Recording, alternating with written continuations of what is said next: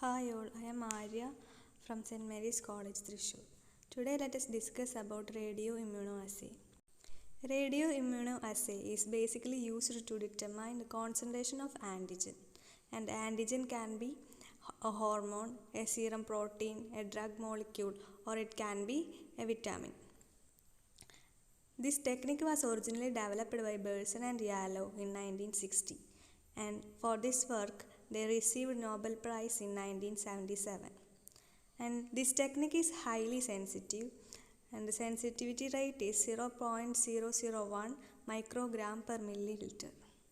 The basic principle of radioimmunoassay is the competitive binding of radiolabeled antigen and unlabeled antigen to a high affinity antibody.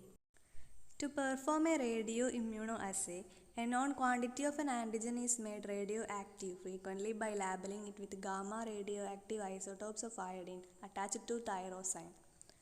Both iodine-125 or iodine-131 emit gamma radiation that requires special counting equipment. This radiolabeled antigen is then mixed with a known amount of antibody for that antigen, and as a result, the two specifically bind to one another. Then, a sample of serum from a patient containing an unknown quantity of that same antigen is added. This causes the unlabeled or cold antigen from the serum to compete with the radiolabeled antigen or hot antigen for antibody binding sites. As the concentration of cold antigen is increased, more of it binds to the antibody, displacing the radiolabeled variant and reducing the ratio of antibody-bound radiolabeled antigen to free radiolabeled antigen.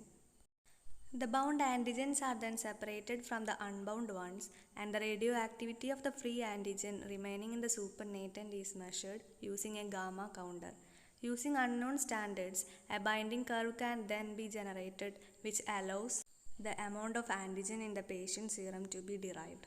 There are many applications for radioimmunoassay. Some of them are narcotics or drug detection, blood bank screening for the hepatitis virus, early cancer detection, measurement of growth hormone levels, tracking of the leukemia virus, diagnosis and treatment of peptic ulcers, and research with brain chemicals using neurotransmitters.